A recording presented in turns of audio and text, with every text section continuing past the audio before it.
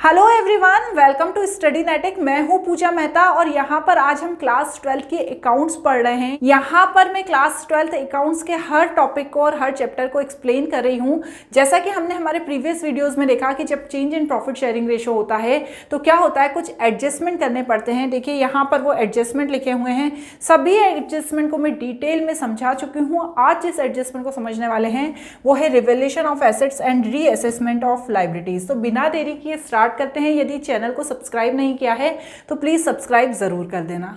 चलो समझते हैं क्या होता है revaluation of assets and reassessment of liabilities. देखो क्या होता है ना, जब प्रॉफिट शेयरिंग रेशो चेंज होता है तो क्या होता है, कुछ ना कुछ एसेट्स होती हैं जो बिजनेस के पास रखी होती हैं और कुछ ना कुछ लाइबिलिटीज होती हैं जो बिजनेस को चुकानी होती हैं। लेकिन अब प्रॉफिट शेयरिंग रेशो चेंज हो रहा है तो ऐसी स्थिति में क्या होता है ना, उन एसेट्स और लाइबिलिटीज का पहले एडजस्टमेंट करना पड़ता है और फिर प्रॉफिट शेयरिंग रेशो चेंज किया जाता है। ठीक है ना। अब देखो दो तरीके होते हैं एसेट्स एंड लाइबिलिटीज का एडजस्टमेंट करने के बच्चों।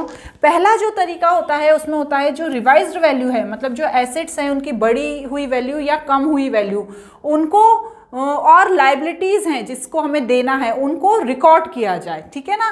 ये कह रहे हैं कि यदि प्रॉफिट शेयरिंग रेशो चेंज हो रहा है तो जो एसेट्स और लाइबिलिटीज की वैल्यू है उनको रिकॉर्ड यदि आप करना चाहते हो तो आपको क्या करना होगा बच्चों, ये बनाना होगा आपको रिवैल्यूएशन अकाउंट।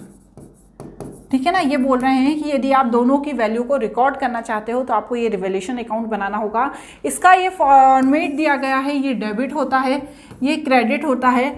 यहाँ पर जो एसेट्स हैं, ठीक है, जो एसेट्स हैं यदि उनकी वैल्यू में कोई कमी हुई है तो उसे लिखते हैं डेबिट में। उसके बाद यदि कोई लाइबिलिटी है और उसकी वैल्यू में बढ़ी है, यदि हमें किसी को देने थे 5,000 रुपये लेकिन हमारी लाइबिलिटी बढ़ गई, हमारा इंटरेस्ट रेट बढ़ गया, तो यदि हमारी जो लाइबिलिटी है वो इंक्रीज हुई है तो उसे माइनस करके, ठीक है ना, इन दोनों को माइनस करना है। एसेट्स में से उसकी डिक्रीज वैल्यू को माइनस करना है और लाइबिलिटी में से उसकी इंक्रीज वैल्यू को माइनस करके यहाँ बाहर लिखना है।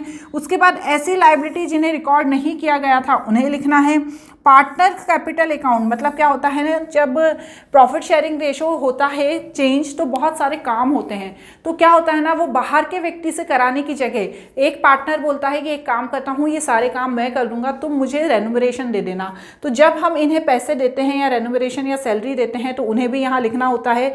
फिर होता है कैश या बैंक अकाउंट, और भी बहुत कई खर्चे होते हैं जब हम प्रॉफिट शेयरिंग रेशो चेंज करते हैं, बहुत सारी चीज़ें में खर्चे हो जाते हैं तो उनका भी यहाँ पर हमें हिसाब किताब लिखना होता है। उसके बाद क्रेडिट साइड आते हैं, यदि कोई एसेट्स होती है और उसकी वैल्यू में इंक्रीमेंट होता है तो उसे क्रेडिट साइड लिखते हैं माइनस करके। यदि लाइबिलिटीज है उसकी वैल्यू कम होती है तो उसे माइनस करके क्रेडिट साइड लिखते हैं। ऐसी एसेट्स जो अनरिकॉर्डेड है उन्हें भी क्रेडिट साइड लिखते हैं। फिर हम टोटल करते हैं तो या तो गेन आता है और या लॉस आता है, दोनों में से एक आता है। तो इस तरीके से रिवैल्यूएशन अकाउंट प्रिपेयर किया जाता है। अब रिवैल्यूएशन अकाउंट को प्रिपेयर करने के बाद क्या करते हैं बच्चों, इसकी जनरल एंट्री करते हैं। देखो अब ये जनरल एंट्री को देख के कंफ्यूज नहीं हो जाना कि मैडम ये कैसी जनरल एंट्री है।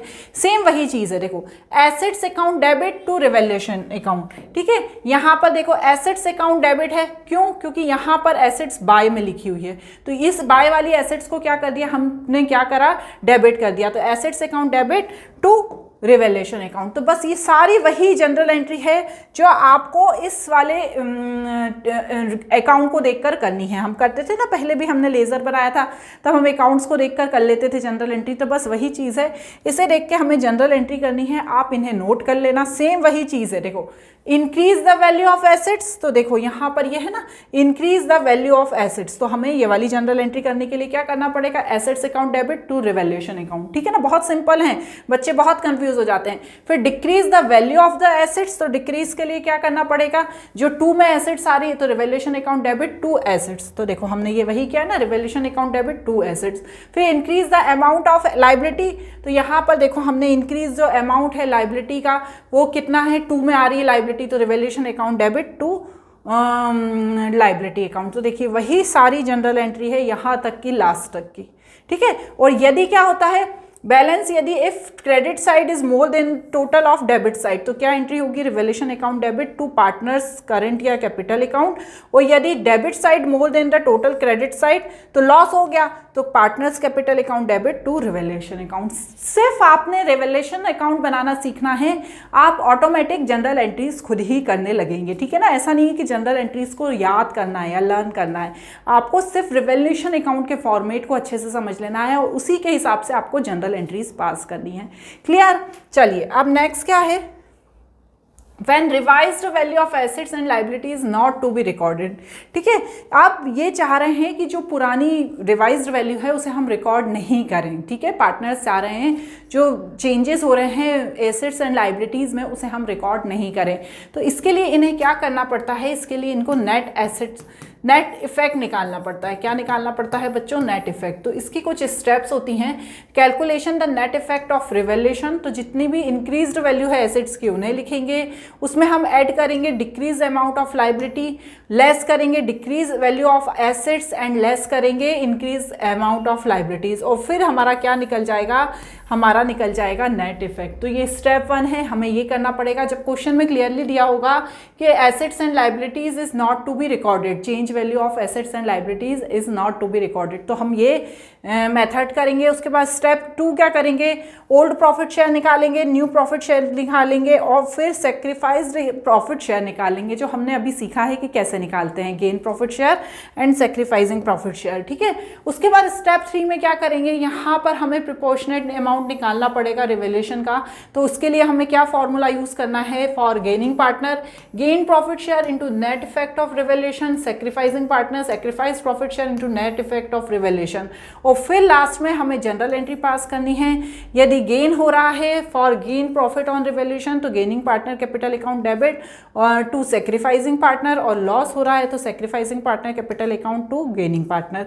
तो यहाँ पर 2 तरीके से एसेट्स और लाइबिलिटीज को रिकॉर्ड किया जाता है, या तो रिकॉर्ड करो या रिकॉर्ड मत करो। यदि रिकॉर्ड नहीं कर रहे हो तो भी आपको नेट इफेक्ट तो निकालना ही होता है। तो बच्चों आज यहाँ पर हमने पूरा इंट्रोडक्शन समझ लिया है, किसका change in profit sharing ratio का सारे एडजस्टमेंट भी कंप्लीट हो गए हैं। अब हम शुरू करेंगे क्या, क्वेश्चंस के सॉल्यूशंस जो एक्सरसाइज के दिए हुए हैं टी एस ग्रेवाल की न्यू एडिशन की बुक के। तो मेरे साथ जुड़े रहिए।